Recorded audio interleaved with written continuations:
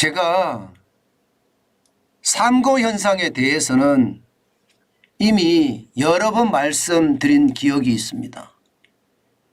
그러나 그 사이 말입니다. 유가가 100달러씩 넘어가다가 쭉 떨어졌어요. 그게 2022년 3월 이후에 유가가 떨어졌습니다.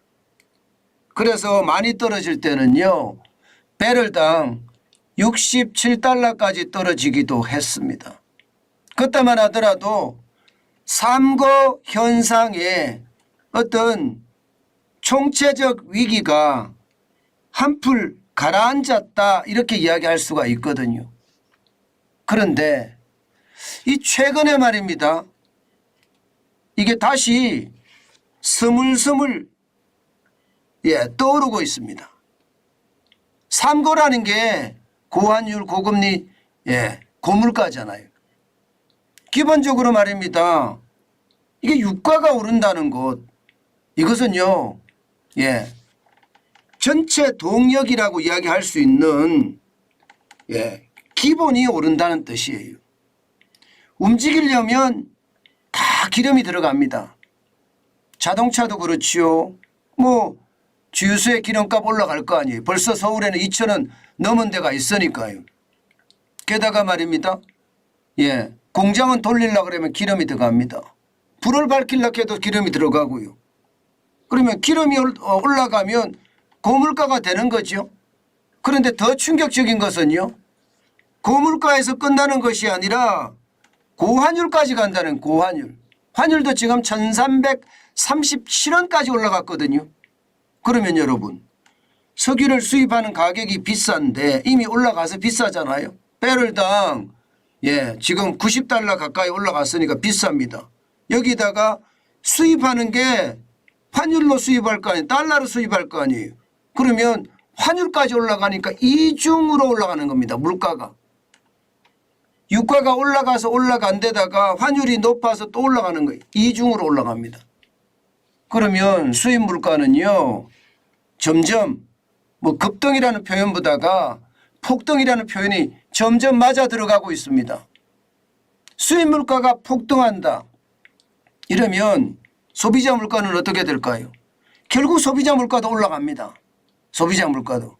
그러면 이 소비자 물가를 잡으려고 한국은행은 또 기준금리를 올릴 수밖에 없습니다. 안 그래도 지금 이자 폭탄이라고 이야기할 만큼 고금리예요. 기준금리가 3.5%니까 대출금리는 6% 육박하잖아요. 그러면 금리가 또 올라간다. 이렇게 되면 여러분, 금리를 또 올릴 수밖에 없는 최악의 선택을 해야 될지도 모릅니다.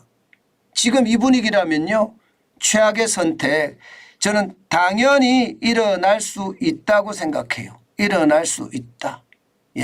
그만큼 말입니다. 최악의 선택은 그렇게 멀지 않았다는 이야기예요. 자, 그러면 구체적으로 한번 볼까요?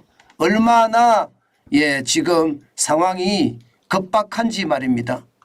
당장 말입니다. 환율만 하더라도 지금 1337원까지 올라갔어요. 여객 시장에서 많이 올라갔죠. 우리 시장에서는 1333원에 마감했던 걸로 기억하는데 지금 1337원까지 올라갔습니다. 이러다가 말입니다. 얼마 안 있으면 1340원, 1350원 이렇게 갈 가능성 굉장히 높아집니다. 지난 7월 17일에 1263.2원까지도 떨어졌었는데 이게 계속 올라가는, 계속 타고 올라가요. 이렇게 올라가는 데는 여러분, 결국 말입니다. 달러의 강세가 그 역할을 하고 있습니다. 달러의 강세가 지금 장난 아닙니다. 6개 통화, 6개 통화라는 것은 유로와 엔화, 파운드와 캐나다 달러, 그 다음에 스웨덴의 크로네, 그리고 스위스의 프랑, 이 6개 달러 대비해서 말입니다. 달러의 어떤 가치를 나타내 주는 지표인데 달러의 가치가 6개 통화가 가치는 떨어지고 달러의 가치는 더 올라간다는 거예요. 지금 105.07입니다. 105.07이면 지난 3월 8일에 105.63을 기록한 적도 있거든요. 그 이후에 지금 최고치고요. 작년 9월 27일에 114.11까지 올라간 적도 있습니다. 물론 114.11까지 갈 거라고는 생각하지 않습니다. 그렇지만 달러의 강세가 굉장히 강하게 지금 이루어지고 있죠. 이렇게 달러의 강세가 이어지는 데는요. 결국은 말입니다. 국채금리가 올라가니까 국채금리가 올라가고 있거든요. 10년물 국채금리, 2년물 국채금리, 이게 이자 수익률이 다 올라갑니다. 어떨 때는요. 지금 국채 수익률이 뭐 5% 넘어가는 건 우습거든요. 그러면 여러분 이게 달러 인덱스는 어떻게 될까요? 아니 금리를 자꾸 더 올린다. 국채금리가 올라간다. 기준금리 올리라고 압박을 하는 거거든요. 기준금리 올리라고. 지금 미국의 기준금리는 5.5%입니다. 올려라 이거예요. 올려라. 언제? 9월에는 동결하지만 11월에는 올려라. 올려라고 계속 압박을 하고 있습니다.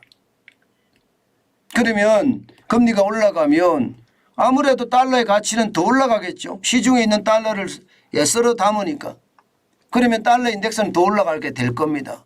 이렇게 되면 여러분 원달러 환율은 또 더 올라갈 수 있는 그런 상황에 접할 가능성이 굉장히 높습니다. 환율이 이렇게까지 올라가는데 이제 말입니다. 유가도 장난 아니게 올라갑니다. 유가도 지난 6월 12일에 67.12달러였거든요.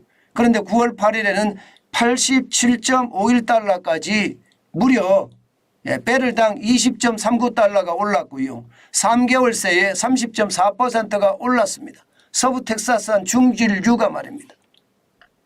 이렇게까지 유가까지 오르니까 환율 오르죠? 유가 오르죠.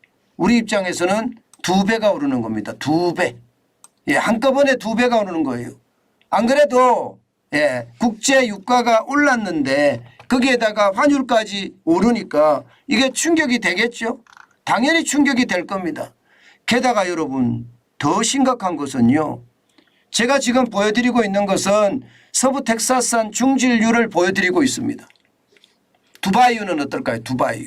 두바이유는 지금 현재 말입니다. 배럴당 91.37달러까지 올라갔습니다. 91.37달러. 두바이유가 91.37달러까지 올라갔다는 것은 우리 수입 단가가 그만큼 올라간다는 이야기예요. 그러면 물가는요? 물가는 이제 더 올라갈 겁니다. 7월에 2.3%까지 떨어졌는데요. 8월에는 3.4%까지 올라갔습니다. 시장에서 예상했던 것보다가 훨씬 많이 올라갔어요. 한 달 사이에 1.1%포인트가 올라갔으니 얼마나 많이 올라갔겠습니까? 그런데 이대로라면 9월은 더 많이 올라갈 거예요. 왜 9월이 더 많이 올라가느냐? 기본적으로 말입니다. 물가가 오를 요소가 너무 많습니다. 물가가 오를 요소가. 당장 유가가 계속 올라가서 지금 배럴당 90달러를 넘어섰죠? 여기에다가 말입니다. 추석 대목을 앞두고 있습니다. 추석 대목이 가기 전에 물가는 다 오릅니다. 일반적으로 오릅니다. 이게 일반적으로 말입니다. 추석 대목, 설 대목 앞두고 물가가 오르는 것은 물가 올려도 소비자들의 반발이 약합니다. 추석이라는 설이라는 그런 큰 명절이 반발을 무마시켜 주거든요. 그래서 더 오르는데 그것까지 감안하면 지금 장난 아니에요. 여기다가 전기요금도 많이 올라간 상태죠. 공공요금 그만큼 올라갔다는 뜻이죠. 택시비가 21%까지 올라갔으니 말입니다. 그러면 9월에 물가는 보나 안 보나 이게 더 많이 올라갑니다. 이렇게 되면 여러분 결국은 한국은행에서는요. 최악의 선택을 해야 됩니다. 최악의 선택을. 최악의 선택이라는 게 이게 기준금리를 올리는 거거든요. 안 그래도 우리나라는 이게 부채가 많습니다. 경제 주체들이라고 이야기하는 가계나 기업이나 정부 다 부채가 많아요. 빚더미예요. 가계 부채만 하더라도 1860조가 넘잖아요. 여기에 자영업자 부채 포함하면요. 2270조가 넘습니다. 기업 부채는 2570조가 되고요. 만약에 지금 금리가 3.5%인데 0.25%포인트만 올린다고 하더라도 저는 충격파가 있을 거라고 생각을 합니다. 지금 현재대로라면요. 미국은 11월 1일에 금리를 0.25% 올린다. 여기에 방점이 높거든요.